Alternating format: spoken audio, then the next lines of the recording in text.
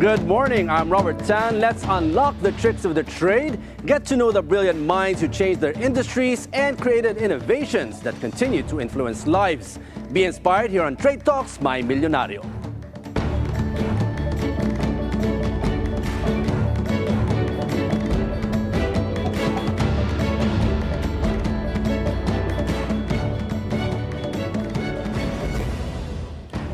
Dulot is a tradition where a couple gives gifts to their godparents or ninongs and ninangs as a sign of gratitude and respect. Our guest for today saw a business opportunity and Simply Dulot was born.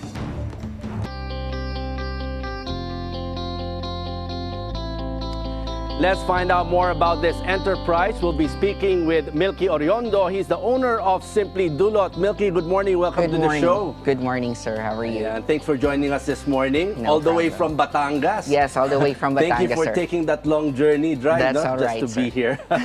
Okay, Milky, let's start with this. Now, let's start simple. What exactly, for those who don't really know this tradition, what is Dulot and how did you turn it in this tradition into your business, Simply Dulot? Right.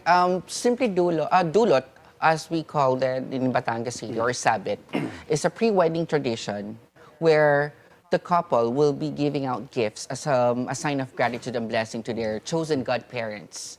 And then, after that, they will be receiving monetary amounts on their wedding date. Is this tradition just sa Batangas lang to? Yes. It's practice in the whole Batangas province po.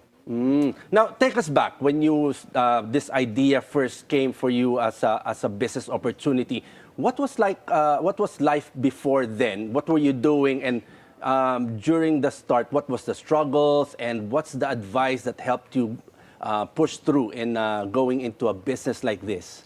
Then a lot of things are going on with my life before. I am a BPO employee, and then I do choreograph. I am a dancer, performer. Ang dami. Yes, madami, sir. How long were you in the BPO sector? For almost 15 years. 15 years. And then I get tired of it. And one of my friends from the events industry, from White Ribbons PH, told me that if you want to be successful in this kind of industry, you need to think of something that is a necessity. Yes. And during that time I was employed, I don't really pay attention to it, sir. So what I did, I parked that, but that idea haunts me. How did, hindi ka makatulog? Lagi na sa isip mo yan while you were working in the BPO sector? Yes, laging parang nag-hunch siya sa akin na parang kailangan kong may gawin. Because one of my business, hindi siya magiging priority sa events industry. So, why not? And then, there's this instance na yung bride, because one of my sidelines is being a choreographer, I choreographed the first dance. Yes, sir. Okay. And then, ako nagko-choreograph ng first dance nila. And that's a week before the wedding date. And then, the bride cried. Bakit? Because of the pressure. They were like, the mom is calling her na, asa na kayo? Ganon. Kanino mo, andito na, wala ka pang mansanas, wala ka pang ganyan. Ganon po sa Batangas. It's because of this tradition, yung kailangan yung mga Because gifts na yan. it's mandatory, sir. Mandatory talaga siya? Yes. Okay. So And talagang, because they will be getting something in return. Okay. A So monetary amount. etong tradition na to, although it's been there a long time, very stressful talaga to for the couples. For the How did couple, you, yes. you said you've choreographed mga first dance. Ito ba yung mga naririnig mo? Did this tradition Dulot find you? This is what you were looking for ba? Yung solution to a problem? Yes, when I experienced it with my bride, I felt bad for her. And I felt the urgency to help her. And, formulate something that can be very useful and less stressful. So, since I am on leave, I am on leave for a long time. I don't have any pay. I don't have the money that time. Umalis ka ng BPO? Yes, nag-resign po because I want to be healed with my depression. Okay. Yes, because I can't really take the pressure anymore. I need to pass all of the requirements every month, and it's just so tiring for me. So my cortisol went up, and then I suffered from those kind of. Okay. Oh, very stressful ang BPO Yes, sir. industry. Pero stressful din tong business na to. So what made you change from BPO a stressful industry in another industry na nakita mo nasa-stress din yung mga bride and groom dito. Because sir, one of my strengths kasi is giving. I'm very generous. Ayun ang maganda. Yeah. So I guess it's a nice instrument for me to put up something na parang dun ako magaling. Okay. And then, since naramdaman ko yung urgency na kinakailangan ko ma-release yung stress ng couple na nagiging kliyente ko, doon ako bumalik sa idea ko sa idea ng friend ko na in-advise sa akin. And then, I started to formulate Dulot. Okay. So, I went to the rural part of Batangas City to experience. So, then I saw a great opportunity there. So ano ba to? Yung dulot na to, what does this entail? And what kind of gifts? I'm not too familiar with the tradition, no, but I got married before, but this tradition, iba, alam ko pag sa mga ninong, you just give a gift, simple gift, and during the wedding. Pero eto yung napansin ko, this one is really, kailangan, it's a process. Marami yan, hindi Yes, lang one simple gift. So take us through that process when you started. When, in Batangas City, sir, there's this thing called maubos na ang yabang, maubos na ang yaman, wag lang ang yabang. So when it comes to Batangas wedding, I already know Ubusan ng pera. Yes. Talaga? In Batangas wedding, everything is massive. So we're Wow. talking about quarter port of baboy, and then fruits, viands, and other delicacies. So, and sometimes, you know, when I saw the preparation, the fruits are just wrapped in colored cellophanes, and then the pork is just put in a basin po. Tapos, Simple lang, hindi simple tas- lang, ah. hindi po ano. So when no. when you started Simply Dulot, you mentioned that we were discussing this with your uncle, your family, even your first clients. How did you convince them to believe in the way that you did to start this business opportunity that you're trying to solve a problem for the bride and groom and turn it into an opportunity? Well, Christina Aguilera once said, Okay. to trust your own instinct. No okay. matter what people might say about you, no matter what criticism or what negativity might come your way, just being yourself is so important. When I pitched this, and Shania Twain said, no, then when I pitched the idea po sa uncle ko, he doesn't really pay attention to it. But knowing him, he's gonna think about and analyze everything first before having a decision. So talagang pinag-aralan to. Yes po, pinag-aralan niya muna. Because I don't have the money, sir. I don't have the funds. I don't have... Malaki ba yung capital to start this? It's not that really big, sir. But again, during that time, I don't have the money. I don't have the capital. What I have is my pretty face. Sometimes that helps, right? Yes. So okay, take us to that moment. Magkano yung naging puhunan? How did you start? And was it easy? Was there a struggle doing this in the beginning, finding your first clients? With finding a client after my launch, kasi I had my first client who used to be my friend. Her wedding is in Bali, Indonesia, and her ninong is a judge. And she doesn't want her parents to be stressed out with the preparation. So since I'm offering this, she took advantage of the service. And then, after that po, when I saw the reaction of the ninongs, the ninong and the parents, parang it's kind of addictive to me. Ano yung naging reaction nila? What They were wowed with the Really? presentation. Everything is just fabulous. And it's really a presentable present. Was there a point of comparison? Because you said this is talagang a tradition in Batangas. Yung mga feedback from you, from the parents, they've gone through it before. So was there any comparison yung mga na experience nila before, yung dulot and yung sa ginawa mo? Mas modern approach po kasi si Simply Dulot, sir. Mas simplified version ng tradition. But then, I have to be in line with the tradition. Now, how did you balance keeping the tradition, its roots intact, while making it fit to today's environment, the couples who want something aesthetic and stress-free, more modern, but without taking out the essence of the tradition. Yeah, before I started Simply Dulot, I talked to the Department of Tourism in our city, in Batangas City, asking for advice and other information necessary for me to be in line with the tradition. At the same time, I already talked to old people from Batangas City and asked for the practice, the old practice, and converting it to modern strategy. And also, I talked to the couple in Batangas who went viral, Okay. asking for their expenses, and they realized that they exceeded the expected budget for this. Malaki. Malaki Yes. kasi yung budget dito, di ba? So, Because you need to, because in Batangas, called Panulungan, there's a lot of people involved.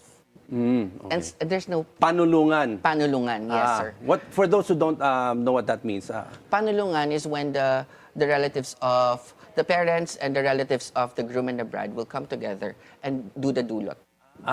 Okay. But they help out. Yes. Not only finances, but also. But how do you source, and who decides? How do you source the contents and who decides what's in it and ano yung ibibigay sa mga ninong and ninang? Since I have experience talking to and experience being in a panulungan, I know the details of it. And then what I did is to have a modern approach for dulot, a cleaner, a decent and more presentable way.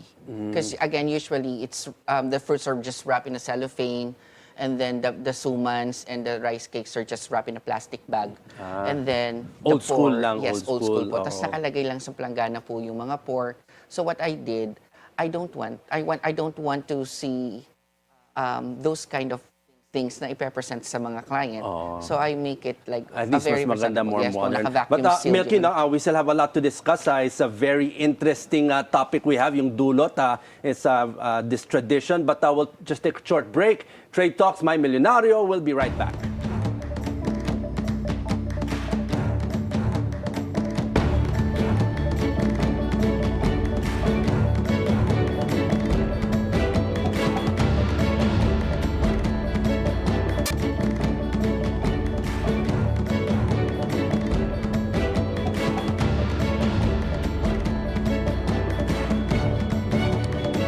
Welcome back to Trade Talks, My Milyonaryo. We continue our conversation with Milky Oriondo. He's the owner of Simply Dulot. Now, Milky, let's talk about the business side of this Simply Dulot, the business opportunity that you have. What do the couples are actually paying for, and what kind of problem are you solving for them? They actually pay for the convenience, sir. Because the preparation is just really stressful. You don't have any idea how stressful it is. Talaga? It's really stressful, sir. By superlative degree stressful. Siyempre, trying to get yung mga supply ng like Yes, sir. the fruits, sabi, may pork pa yan, and Yes. all that, getting it together. That's a whole different process in itself. Talaga yung part ng ng Yes. yun ba yung usually talagang stressful sa kanila, hindi yung sa choreography, No, yung it's sa not. It's not yun that. talaga? It's more of like that, sir, because that's happening days before the wedding, sir. So I really don't want my clients to feel stressed out before the wedding. So that's why I formulated this. The struggles that I have, sir, again, doing this. Sourcing and all that. Yes, and the problem is that if this modern approach will be clicked to Batangueños. If it's going to be accepted. But you said you did some research, you talked to the tourism in Batangas Yes. on the tradition, you researched, then you came up with this. Take us through what we have here, Yes. Milky. Ito yung nasa box na to. When yung mga contents nito, do you talk with the bride and groom? Ano yung gusto nilang ibigay, or do you already have a set list that they can choose from? We have a set of packages existing po, and then from then, if that fits their budget, yun po yung kanilang kukunin. And then at the same time, they have the freedom to choose whatever elements they want. But usually, yung sa tradition, ano yung usual na talagang laman nitong binibigay na dulot? There are fruits, rice cakes, gelatin, leche flan, calamay. Ang dami. Opo. And then, sa Simply Dulot po, I included kaping barako and tableya. This is to remind the couple, the couple, the parents, and the ninongs and ninangs that this tradition originated from Batangas City. May mga ano, may mga seafood din, may mga hipon. Yes. They also have the freedom to be, to have a modern Feel to it, no? feel to it. Oo. Yes po. They can choose from pork, then seafoods, cochinillo, and steak. Ang dami. So how did you decide in yung sa packaging na ginagawa mo? You have this. What is this made of? This is called tampipi. Okay. This is where I put the pork po and the chicken. Dito. And then syempre the wine. And wine. dito yung basket. Yan, mga coffee or whatever na. So let's say ito for one ninong lang yan. Yes, po. Hindi ito this whole package. Yes, How po. much would this whole package cost? Normally, it's like 10 to 12,000. 1,000. Per ninong. Okay. On average ba ilang ninong and ninang ang ini-invite Some 7 to 15. But I have a client this coming December, 25. 25? packages. Yes po. And yung average, you said 18,000? Yes. Yung pagka may pork. Depende Mabigat po din sa yan, hindi ano. ba nakaka-stress din yan yung pagbayad? But then, if you will think of it, mas makakamura pa rin po. Kasi, if you will do the old tradition of panulungan, everybody should be paid. There's nothing free now. Oh, okay. Like parang, minsan yung mga parents pa ng couple will be telling the couple na, uy, ito, nabayadan mo kasi ganyan, nagkatayan. So may expectation. So, Yes. pag binigay mo to kay ninong and ninang, ano yung expectation? Pabalik. They will be Yung sa panulungan na receiving yan. yes. Doon po sa panulungan, doon sa preparation pa lang. Preparation pala. Doon pa lang po mga. Then, after po maibigay yung package, that's the only time that they will be receiving a monetary amount. Wow. Like 3 times to 5 times. So Yes, sir. maganda rin yung... May ROI pala yan. Yes, sir. Kasi, sir, sa lahat ng mga suppliers sa wedding industry, lahat ng pera ng couple palabas. Palabas. Oo. Dito lang sa Simple Dulot, Oo yung nga eh. the only supplier that you will be waiting Bakit sa something in Batangas return. lang yan, no? Hindi ko naranasan yan sa wedding. And sometimes sa mga No. ninong sa ninang, sir, very visual. Okay. And if they saw something na maganda po and presentable, talagang they will feel that they are special and they want the couple would want them to be part of their life. So ito talaga yung normal ano. So you said you created your own spin into Yes. this tradition, moving it to the next level, being modern. Kamusta naman yung feedback sa mga clients mo and those who are lalo na yung pag parents very traditional, gusto nila talaga yung stick to tradition. So ano yung acceptance rate mo dito sa modern feel? The good thing po with Simply Dulot is that pag po mga couple po kasi nowadays, they are the one who's spending spending everything with regards to their wedding. Yeah. So they don't want their parents to be bothered with those expenses and those kind of stress during the preparation.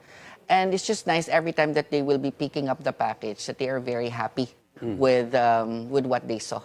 And sometimes there's this chance na kami po mismo ang nagde-deliver. And so kayo na yes, sometimes if the couple would like to gives them do more that. time, free time for themselves. Yes po. Tama, And tama. then, pag minsan po kami nakikita po namin in person yung ninong at ninang. And then, pag ini-invite po nila ako sa wedding date nila, pag nakikita nila ako, parang those phrases, like, ang ganda naman ng dulot na maganda, ginawa mo. Ganyan. Ang That's tamis, good. At least nakakakuha ka ng Yes referrals po. in the future. But Milky, kamusta naman yung competition? Are there any other business doing the same thing as you are dito sa Batangas? sa Batangas po, there's no competition. Like for Simply Dulot, there's no competition because it's an ang, original trail- concept. Talaga. Yes, Ikaw ang and trailblazer. Ikaw ang Yes, first sir. to market. Yes, and if there is, Nauna ka na. Okay. Milky, looking back, when you started this, sabi mo, you were looking for something, you were depressed, you had anxiety. Eto ba, when you did this, nakatulong ba yan? Yes. Sa anxiety mo, sa days of depression? How does this help? Because before I'm really loud. And then with Simply Dulot, I learned how to be patient, resilient, Yun. and So talagang resourceful. nakatulong siya. po siya. Then I can be more productive being quiet. And finally, Milky, what would be your best advice to those who are suffering the same kind of may depressed, anxiety, don't know what to do next? What would be your best advice to them? Just quick lang. Aside from seeking for medical help. Oh, yeah, tama naman. Because it's all in the mind. It's a choice for you to be healed. So what I did personally, You made it a choice. I made a choice, and I keep my faith stronger. Because I'm a Yun. devotee of Our Lady of Kaysasay in Taal, Batangas. So I am just so blessed that every time I'm there, I'm at peace. Ay, maganda. At least you found your way. And thank you, Milky, for sharing your journey, your struggles, your successes, and your advice to the young entrepreneurs out there who may be feeling also anxiety, don't know what to do, and hopefully they also find their way. Thank you, Milky, for Thank joining you us very this morning. much, sir. And that's today's show. Catch us again on Trade Talks My Milyonaryo for inspiring stories like these of entrepreneurs and innovators and the secrets to their success. I'm Robert Tan. Keep it here on BNC, the Bilyonaryo News Channel.